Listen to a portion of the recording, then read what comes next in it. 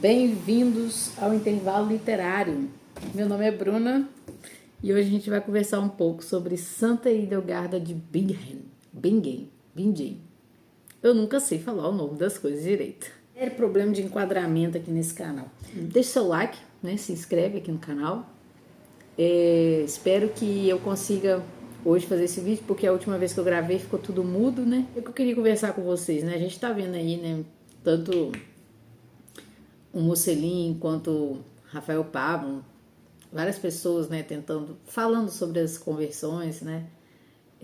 Hoje, segunda-feira, né, depois do Dia das Mães, eu recebi uma pessoa para poder acompanhar, né, numa catequese para receber os sacramentos, porque saiu da igreja protestante para a igreja católica.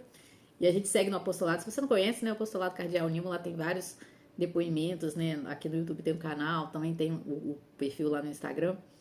Então são muitas pessoas, né, que a gente acaba conversando, graças a Deus. E aí ensejou, né, essa questão dos livros que eu recebi da Calvário. Eu vou mostrar para vocês aqui, ó, a Medicina de Santa Hildegarda, que é um livro a respeito dos remédios, dos entendimentos que essa santa mística, né, recebeu de Deus a respeito do corpo humano e da relação das doenças com as plantas e tudo mais. E também esse aqui, que eu acredito que se fala Cívias, né? Cívias é uma contração de uma expressão que significa conhece os caminhos do Senhor, que já é um livro maior. E esse tempo que eu recebi, eu fui olhando, eu li bastante sobre a medicina e peguei alguns pontos aqui das visões de Santa Hildegarda, e eu também peguei um livro da minha biblioteca católica, que é a bibliografia dela, né? E eles, nesse box aqui da minha biblioteca católica, veio o livro com as visões que ela tinha, que ela desenhava.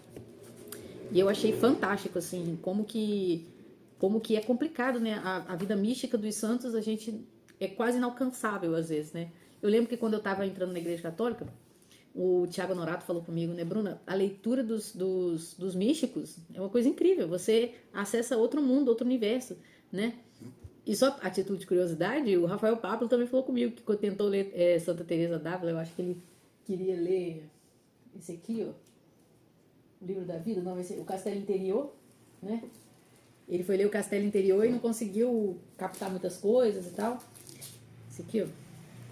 Não é uma leitura realmente fácil, né, a leitura dos místicos, porque eles falam de uma forma que eu até entendi muito bem o que Santa Hildegarda falou, né? Ela falou que as revelações vêm em bloco.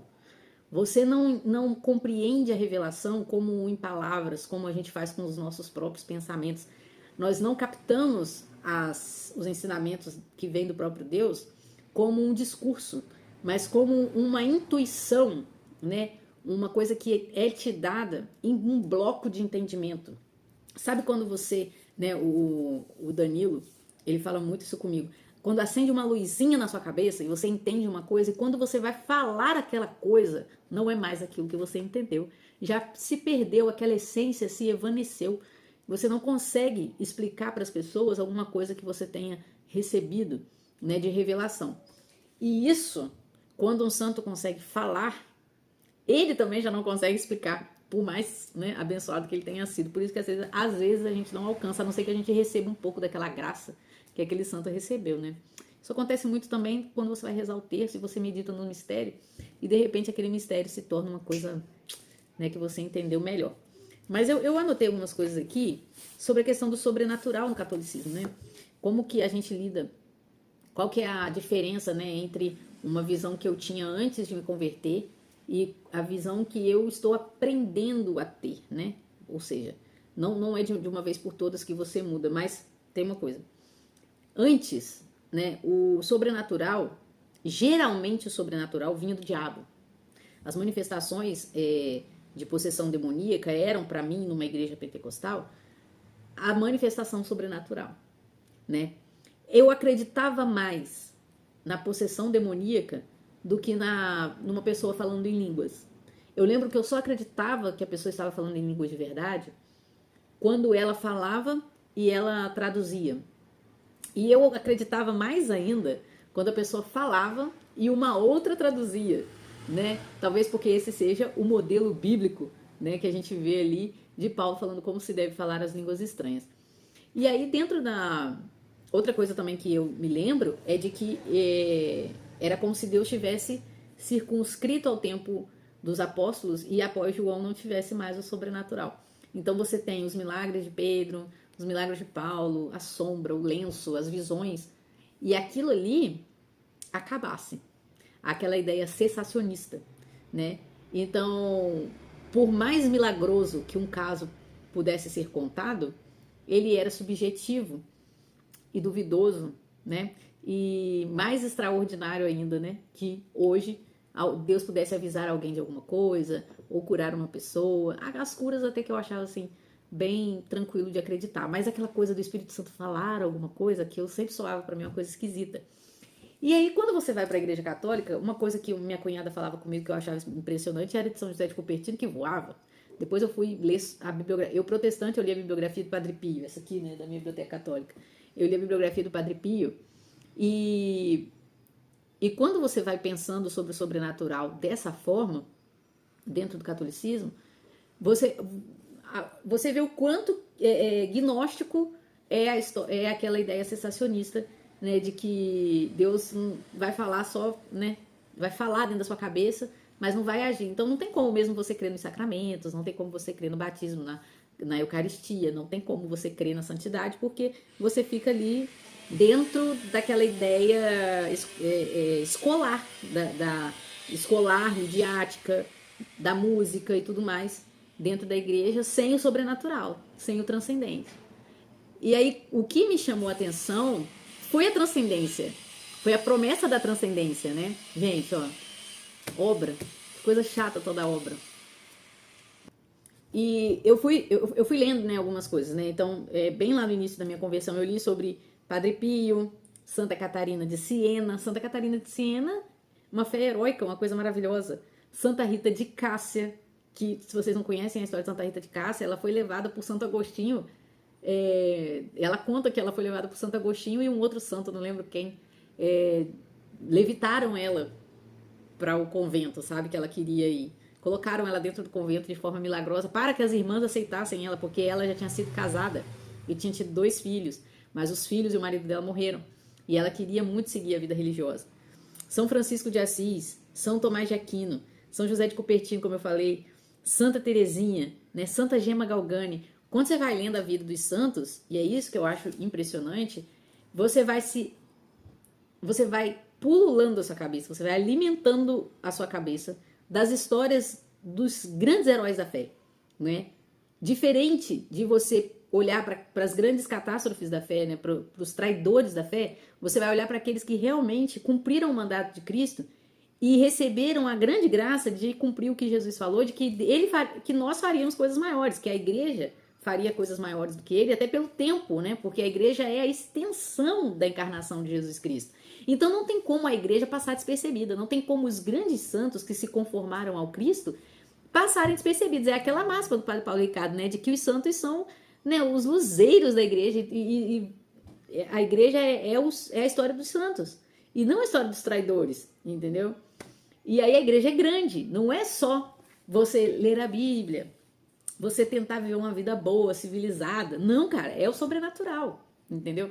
E isso caiu bem a ficha na minha cabeça quando eu assisti aquele vídeo do Olavo de Carvalho, né? Até que o Padre Paulo Ricardo tá lá também, mas ele tá como um aluno. Mas aí o Olavo, o título do vídeo é Como Lidar com um Cristão Biblicista. E a pessoa que faz a pergunta pro Olavo pergunta sobre a questão do evangelho salvar alguém, né? E o Olavo fala, não é o evangelho que salva, é Jesus Cristo que salva. Aí a pessoa fala, através da revelação. Aí ele fala, não é através da revelação, é ele mesmo que salva. Né? A salvação é um ato de uma pessoa, do próprio Cristo, é o Cristo que salva. Ah, mas aí as coisas que estão escritas, mas o que está escrito no evangelho não é nada comparado com a ação de Deus, né? Porque aí a pessoa fala assim, mas como que você vai conhecer o Cristo sem a revelação? Ele fala, ao contrário, meu filho, como é que você vai ter a revelação sem ter o Cristo? Então ele fala assim, é a ordem do conhecer e do ser. A igreja não é da ordem do conhecer, a igreja é da ordem do ser. E então, como a igreja é uma continuidade da encarnação, você não pode diminuir aquilo que os santos fazem, daquilo que o próprio dos santos não, que é aquilo que Deus faz na vida dos seres humanos e que, né, que vão aparecer aí na vida dos santos, dos grandes milagres, das grandes revelações, das visões, dos sonhos, do amor incondicional, né, da fé heróica e etc e tal. E aí aquele vídeo, se você olhar nos comentários, você vai ver o tanto de pessoas que falam, esse vídeo me fez olhar para a fé de outra forma. Esse vídeo me levou à conversão e tal. Porque realmente, quando a igreja, ela está na Terra, né? Não de uma forma como eu vi no comentário lá do vídeo do Rafael, né? Ah, Jesus tem a igreja espiritual, Jesus fundou a igreja espiritual. Eu falei, que isso é uma igreja fantasmagórica, né? Gnosticismo puro, né? A igreja não é um fantasma, a igreja é uma coisa visível, palpável. Você tem o clero, você tem os fiéis leigos, você tem os sacramentos, né? Ela não é uma instituição imaginária. Isso não tem que ser, ela não subsistiria no tempo, né? Ela se perderia, como se perdeu o protestantismo, em várias divisões. E você não pode falar de protestantismo, você tem protestantismos. Mas a igreja católica é a igreja católica, então, né? Você sabe onde encontrar. É aquela que eu sei onde você mora, né? Você quer falar da igreja católica, você vai falar da igreja católica. Você quer falar mal da igreja católica, você vai falar do Papa. Você vai falar de uma coisa específica, né? Até para falar mal a igreja católica você consegue falar. Você vai falar alguma coisa contra o protestante, você fala aqui, a pessoa foge. Não, mas isso não é protestante. Você vai falar mal do adventista, o presbiteriano fala, mas isso não é, né? O adventista é uma seita. Você vai falar mal do batista, o presbiteriano é capaz de ficar do seu lado, né? Então, assim, eu me dispersei aqui, mas a visão da igreja muda. E aí você entende por que a igreja católica é a igreja de Jesus Cristo. Porque você entende o que é a igreja. Quando você vira os seus olhos para o milagre, a importância do milagre, a importância de você entender que a realidade que nós vivemos não é a realidade que coloca Deus numa caixinha. Deus age, né? Não existe, como é que o Olavo falou, não existe lei natural que seja violada pelo milagre. Não, porque não existe isso. Deus não fez uma lei natural que vai ser violada. A lei é ele. Né? O que a gente vive são coisas que mudam. Tanto que você vai ver leis naturais, sempre tem milhares de exceções, e daqui a pouco o cientista vem e fala que não é exatamente assim, né? Então você tem alguns padrões, mas essas coisas não são leis imutáveis. Elas têm milhares de exceções, certo? Mas é muito interessante aquele vídeo do Olavo. Se você procurar, você vai ver vários vídeos dele falando sobre milagres. E por que eu tô falando isso? Porque Santa Idelgarda é um exemplo, né, de santa mística, médica. As coisas que Deus revelou para elas, você olha e fala assim, cara, isso parece muito uma viagem indiana, vegana, uma coisa daquelas medicinas holísticas e tal. E eu não, sinceramente, se eu leio um negócio desse e eu não creio, né, em milagre, eu vou falar, essa mulher tá viajando, né? Então, na linguagem dela, por exemplo, Deus revela para ela todo o funcionamento do corpo humano. Por exemplo, vou dar um exemplo, o diagnóstico do pré-câncer. Tudo que ela fala aqui, no século XII, médicos adotam, né? Alguns médicos resolveram adotar a medicina de Santa Idelgarda, aplicar a medicina de Santa Idelgarda, e ele fala, é exatamente isso, na linguagem dela. Tanto que ela fala que piolhos são o que seria vírus e bactérias que seriam descobertos depois, algumas centenas de anos depois. Ela falava no século XII, o que causa doença são piolhos, né? Então, assim, na linguagem que ela tinha, Deus revelou para ela remédios, tratamentos, diagnósticos, dietas, e aí você vai ler. Agora, isso que é interessante, né? Esse livro aqui, aqui no início do livro fala assim, olha, não adote essa medicina a despeito do tratamento tradicional. Então, não deixe o seu médico, seus remédios, seus exames para poder fazer só a medicina de Santa Idelgarda. Mas tem muita explicação aqui, principalmente da questão alimentar, de como você pode cuidar de coisas, de doenças, de mal-estar, entendeu? E tudo isso com o nome das plantas, e algumas a gente nem encontra com facilidade, né? E ela é uma santa mística desde criança, né? E ela tem visões do tipo, ela tá vendo uma vaca, ela criança com 5 anos, e ela fala, olha, o bezerrinho dentro daquela vaca, ele tem manchas assim, assim, assado. E ela falando com a babá fica assustada, mas quando nasce o bezerro nasce exatamente do jeito que ela viu. Aí você fala, gente, é impossível? Claro que não é, entendeu? Deus separou ela para isso. E ela fala que ela tinha visões, assim, a vida inteira ela tinha visões das coisas, de acontecimentos futuros, conhecimento a respeito da igreja, do clero, da estrutura do universo, da estrutura do ser humano, tanto que nas visões dela ela tem até uma coisa que precedeu lá, né, o homem vitruviano, é assim que fala? Olha só. Ela tem visões sobre a estrutura do homem e seu relacionamento com o universo e a Trindade. Impressionante as visões dela. E tudo isso é o sobrenatural de Deus. Ó, isso aqui é uma... A terra representa o homem. Ele é conduzido à salvação de sua alma pelos 5 sentidos que permitem satisfazer todas as suas necessidades. Aí você vai ver a visão. Você entendeu isso daqui? Ela entendeu ela aqui. Ela entendeu isso daqui, mas não é pra nós, né? Não é pro nosso bico. Tem visão que a gente não vai entender. Mas ela explica também, né? E esse livro aqui, do Sirves, que é um livro muito interessante, onde a parte que mais me chamou a atenção foi a explicação de Deus, que Deus dá sobre a questão da igreja, quem é a igreja, e o plano de salvação, o universo, todas essas coisas, ela recebeu de visão. Esse livro demorou 10 anos para ser escrito. Quando ela tinha 43 anos, Deus falou com ela, escreve o que eu te falo. Parece que ela tava meio assim, não queria escrever. Ai, eu mordi minha boca. Não queria escrever e Deus manda ela escrever. Entendeu? E fica bravo com ela, fala, escreve o que eu tô te falando, porque você vai se revelar para o mundo. E a partir dali, ela, né, um pouco antes, ela assume o... Vamos voltar um pouquinho, né? Ela, com 8 anos, ela é entregue para ser educada nesse mosteiro beneditino, e ela depois vai assumir esse mosteiro, um mosteiro que é misto, né? Então, tem um monge e tem ela, a monja beneditina, os homens e as mulheres separados, mas ali no mesmo prédio, e ela vai assumir, vai querer sair, vai montar um lugar só para ela e para as irmãs, né, que ela tava presidindo. E ela, escrevendo esse livro, recebe o aval do Papa da época, Gregório III, eu acho. E esse livro é exatamente para curar o tempo dela, um tempo de fervor religioso, mas do clero muito laxo. E ela vai falar sobre essa questão do clero também. Então, o Papa Gregório lê o texto, ao início do texto, né, porque demorou 10 anos para ficar pronto. Ele lê o início do texto, se sente muito tocado por aquilo e dá a sua bênção para que ela continue escrevendo. E ela se torna uma missionária, uma pregadora, médica, musicista também. Então ela tem várias obras de música, todas de revelação. Então você fica imaginando, né, que pessoa maravilhosa. E ela discordava de algumas coisas da igreja, de como a igreja estava sendo conduzida, e ela chama a atenção de bispos, de padres, do Papa, uma verdadeira reformadora, uma mulher reformadora. E aí, interessante, né, que existe uma coisa da mulher não falar, né, a mulher não pode falar na igreja. Aí você vê aí Santa Catarina de Siena, ela brigava com o Papa também por cartas, ela chamava a atenção do Papa, que na época não estava em Roma. E aí você tem Santa Idelgarda também.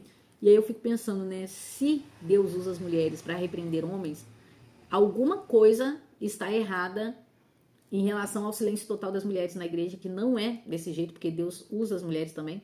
Mas existe um limite, né, o limite da ordenação. E aí aqui no livro explica também sobre a questão da ordenação. Eu até queria fazer uma adenda aqui, a respeito do último vídeo, por que a mulher não pode ser ordenada, e uma das explicações que eu acho interessante saber é que a mulher não pode agir em persona Christi, né, porque é assim que o padre age na missa, né, e ela é mulher, Jesus é homem, né, ele é uma liderança, então, não sendo a liderança da natureza da mulher, e até mesmo a questão do sexo, né, Jesus era homem e a mulher não pode agir em persona Christi, né, na hora da missa e na hora dos sacramentos. Então é isso, gente. A importância dessa obra essa, né, eu vejo assim, né, principalmente dessa obra aqui, é essa, de você entrar em contato, né, com grandes revelações que Deus deu à igreja através da mão dos santos, todos os santos. Então, entender que a nossa fé é uma fé de milagres, não é uma fé escriturária, a gente não é a fé do livro, né? A gente é a fé de uma pessoa que se revela. A palavra de Deus revelada é uma pessoa, né? Não é um texto, uma doutrina, tanto que o Olavo, é até interessante o Olavo falar que a doutrina foi sendo, né, desenvolvida. Isso é falado também pelo cardeal São Newman, que é o desenvolvimento da doutrina cristã.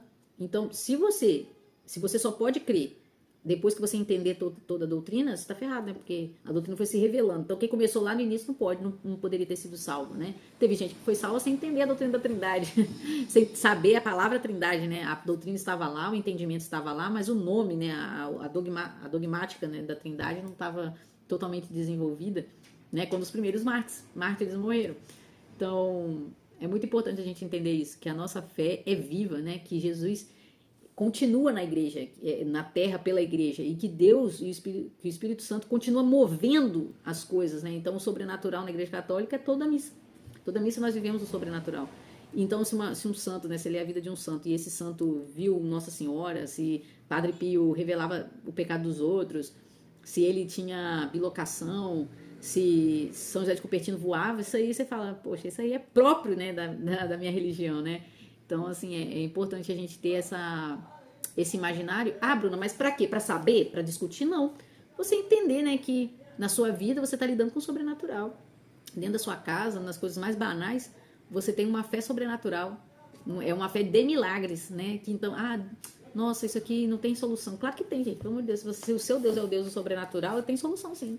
E às vezes a gente fala isso com a boca, mas isso não entra dentro da nossa cabeça, entendeu? Então, é até interessante isso que a gente falou sobre isso, sobre virtude, né? Nas nossas meditações aí, que eu, infelizmente, não estou conseguindo fazer.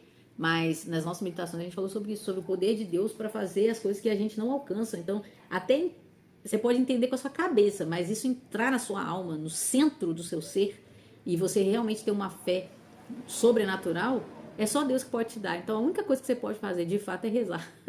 É por isso que quem reza se salva, quem não reza se perde, porque é só pela oração que você vai pedir esse tipo de coisa. E olha que a promessa de Jesus é essa, ele fala, olha, até vocês que são maus, né, sabem dar coisas boas para os seus filhos quando eles pedem. Por que vocês vão pedir o Espírito Santo e o Pai não vai dar? Então, a promessa que Deus vai dar alguma coisa para nós é o Espírito Santo, é essa fé sobrenatural, né, esse mover dos dons do Espírito Santo, dos frutos do Espírito Santo, e saber que você faz parte da igreja dos grandes santos, né? E não uma fé que nasceu com você, nasceu com a nova modinha de uma igreja, né, qualquer que surgiu em qualquer lugar, não. Você faz parte da igreja de Jesus Cristo, do próprio corpo de nosso Senhor Jesus Cristo, né? E isso muda tudo, muda a sua visão de missa, sua visão de comunhão, sua visão dos sacramentos. Todas essas coisas se transformam na sua frente e as coisas mais corriqueiras, mais normais, entram pro rol das coisas sobrenaturais, entendeu? É isso. Ler os Santos é isso. É você entrar nesse mundo aí, né? Retornar para esse mundo, porque a gente sempre tem esses entendimentos, mas a gente perde esses entendimentos. Então a gente tem que continuar lendo, continuar estudando, continuar rezando para a gente continuar nesse espírito de deslumbramento diante do Deus que nos salvou, né? Da pessoa que nos salvou, entender que estamos lidando com uma pessoa e não com uma doutrina, sabe? Não com um livro. E é isso. Gente, eu espero que vocês tenham gostado. Fica aqui a minha indicação de Santa Idelgarda, tá? Esse livro aqui é muito bom, tá? Muito bom mesmo, muito interessante. Esse aqui, maravilhoso. Eu quero um dia fazer uma resenha só dele. Tem uma parte aqui a respeito da igreja que me chamou muita atenção. E ele, quando vai falar da igreja, fala muito sobre virgindade, sobre castidade, sobre o sacerdócio, né? E é muito bonito as palavras que Deus revela para Santa Idelgarda. Não contradizem em nada as Sagradas Escrituras, não contradizem em nada a Sagrada Tradição, mas traz um renovo, um frescor, novos entendimentos, profundidades, né, a respeito do que é a igreja, do que é o sacerdócio, do que é a vida consagrada. É muito bonito mesmo, tá? Me lembrou bastante a questão lá do primeiro livro da Patrística, do Pastor de Hermas, tá? São coisas muito profundas e às vezes a linguagem a gente não alcança, mas aí você lê um pouquinho aqui, lê um pouquinho ali, daqui a pouco você tá mais, né, familiarizado com aquele mundo, com aquela linguagem. Então é isso, gente, um abraço para vocês, deixe seu comentário, seu like, tá bom? E lembrando que tudo que vocês adquirirem pelos links que eu deixo aqui embaixo ajuda muito o canal e os comentários ajudam a gente a ficar mais animado para fazer vídeo. A verdade é essa. Um beijo, um abraço, tchau, tchau.